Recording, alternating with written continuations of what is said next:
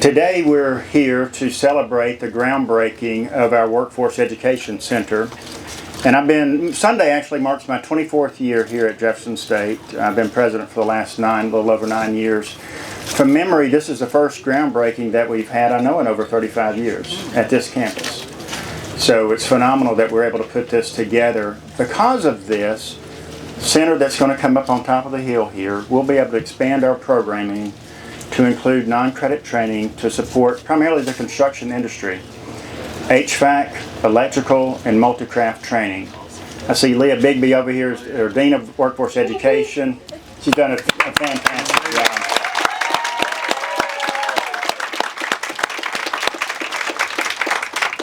We've known that there's a deficit of workers in these fields. I used to oversee our construction projects for the college, and I would talk to contractors, and I said, Keith, you got to do something here because our population is aging out. There's not enough young people coming in behind them to fill the need there. So this center will give us the opportunity to expand the programming. So we're going to have to educate people about the opportunities. These aren't short-term jobs, short-term training, but not short-term jobs. This is to put people on a career pathway. I think it's worthwhile to explain how this came to be because I see Kay Potter, who's our former Director of Workforce Education. Thanks for being here, Kay. But we talked about the need. We knew we had a need. We had the line worker program that was down here in conjunction with Alabama Power, Alltech, and others, and we said we need a facility, and we kind of had it out there, but it was a pie-in-the-sky dream for us. So 2018-19 timeframe, we developed a strategic plan, went to our foundation board and said, here's our plan. And one of our board members said, it's not big enough. Keith, think bigger. Think bigger. And we went back, Kay was still here, we went back and said, okay, what is bigger? What is our bigger, if we could dream anything, what would it be? It would be a workforce center to support this type of training. And so we put that in the plan. And then our foundation board said, we'd love it. We'd love it. And we put together a campaign that included that and started sharing that with the community. And they said, we love it. And so support started building and building and building because everyone recognizes the need in these areas. The timing is everything though, because we got delayed a little bit with the pandemic, so our campaign delayed a year or so because of the pandemic. But because of that, we started later, but we started generating more support. By the way, are any of our foundation board members here? Because I did want to recognize them. Libba Vaughn is on her way, if not here, and maybe Judge Herbert. And then we had a steering committee over our campaign who were instrumental in communicating the need out for this Workforce Education Center. So we're very proud of the support, the broad-based community support, but I'll tell you this, had we begun building this center 3 years ago, we wouldn't have had what we have today. And timing is everything, and I think there's a hand in that. So what happened in the meanwhile? We said, okay, we developed the plans, we know we want to have this up here, we know we want to support this training and begin programming. Representative Danny Garrett, who's here, this past legislative session said, you know what, I want to make sure Jefferson State gets what it deserves. He recognizes the need.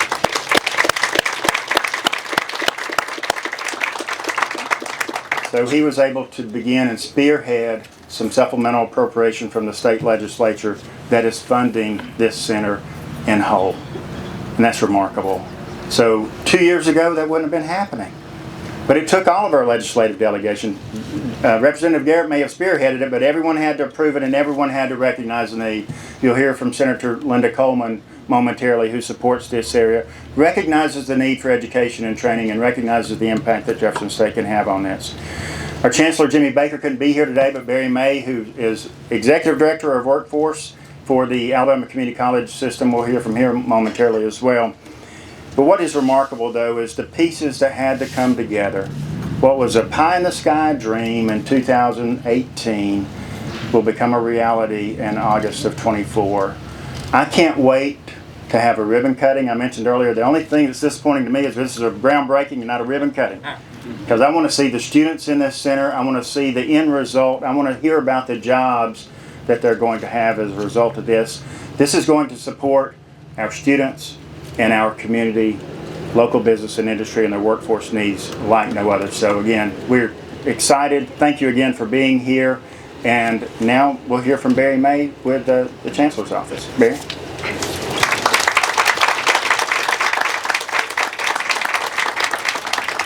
Well, this is certainly an exciting day. I cannot start to tell you how needed this particular workforce center. We have industry partners surrounding this site today, and I hear just about on a daily, weekly basis from employers that they're struggling to find qualified, skilled workers, and they're competing with each other for talent. They're stealing from each other talent, and so we are constantly looking at the community college system for solutions. And I've got to applaud Jeff State. They have really gone out of their way to address these issues and support their industry in their area and their community, because this is going to be creating fantastic job opportunities for the community. So this new center represents a commitment to the future, not just for the college, but this entire region. And it's a testament to Jeff State's dedication to equipping individuals with the skills and knowledge they need to thrive in today's and tomorrow's job market. This center is going to extend way beyond this campus. It's going to expand training offerings in the high demand skilled trade areas, and it's going to lay the foundation for a stronger, more skilled workforce. So in turn, it's going to make this region more attractive to business industry that is seeking these prepared individuals. So I would say that this is, in short, is going to be a catalyst for positive change in this area, and the ripple effects is going to be felt for generations to come.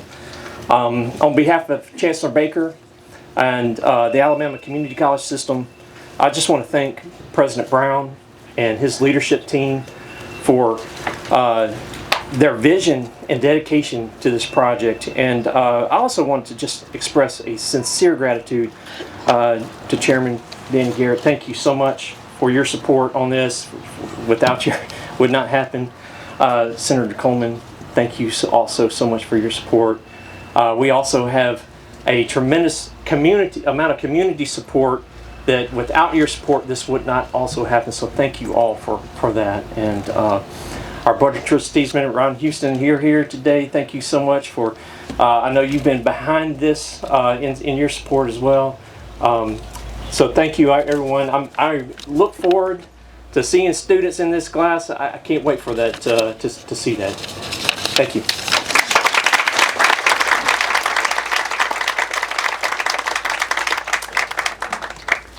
All right, now we're going to hear from Senator Coleman, and we're sitting in her Senate district. Yes. And again, as we've had conversation with her, she recognizes the needs in her community, and more importantly, recognizes the solutions that Jefferson State can offer. So, Senator Coleman.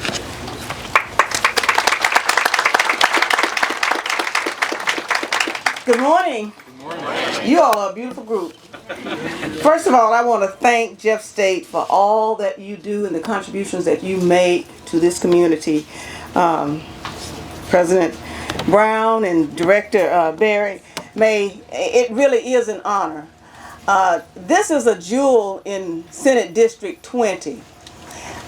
Yesterday, for a couple of days, I was in Montgomery for a Sunset Committee, and this is a committee that is the licensing board. We sort of vets all the agencies that come before us, and anybody that has a license in anything, whether it's cosmetology, the elevator, the construction, or whatever, if you get a license, you have a board that you have to go to.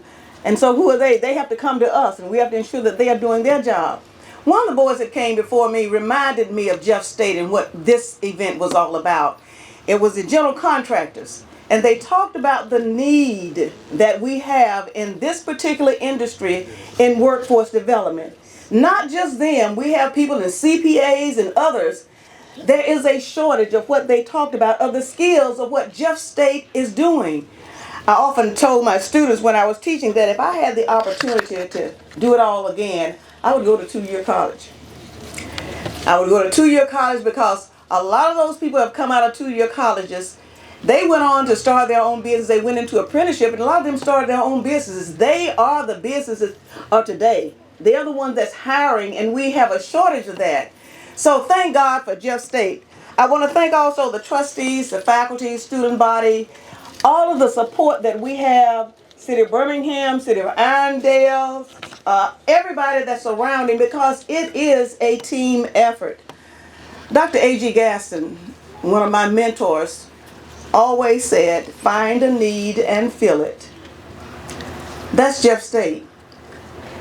I've taken some classes out here. I've talked to friends of mine who are seniors, and we looked at what we need and coming. You can always come out here to better yourself. So that's what Jeff State continues to do. We are all a part of this, and it takes everybody working together. Everybody has a piece of the puzzle. A piece of the puzzle. It takes all of us working together as a team to make this happen. Now our job is to go out and spread the word, let people know it's coming, build it up, take pride in Jeff State and this area and what it has to offer. Thank you all for the opportunity, and thank you for coming. I grew up in Center Point, and within the last couple of years I've lost both my parents. But I remember, I grew up on Sun Hill Road. The first house we had was on Sun Hill Road. And I remember when the road ended, there were trees. In fact, I went to kindergarten one day. My dad had come home with a night shift working, and he had said that he had hit an animal. And so I went to kindergarten the next day and told my class that my dad hit a hippopotamus last night on the way home from work. The teacher mentioned to my dad, and he said, well, actually, it was a possum. It wasn't a hippopotamus, but it was close enough. But the road ended there, and I went to Hilldale Baptist Church, and Hilldale was kind of the end of the line there. And I remember when the trees began to be, they began clearing out and whatnot. And what happened was that was when Jeff State came to town. So I remember literally the birth of Jeff State. And what I remember was the role models in my life were so many of the original professors here, librarians. They came to our church. They were pillars in our community, and they changed our community. They changed so many lives here. I took piano lessons, and we had our piano recitals here. When you wanted to go somewhere really nice and have some really high-class event, you came to Jeff State. And it just transformed our community for so many years.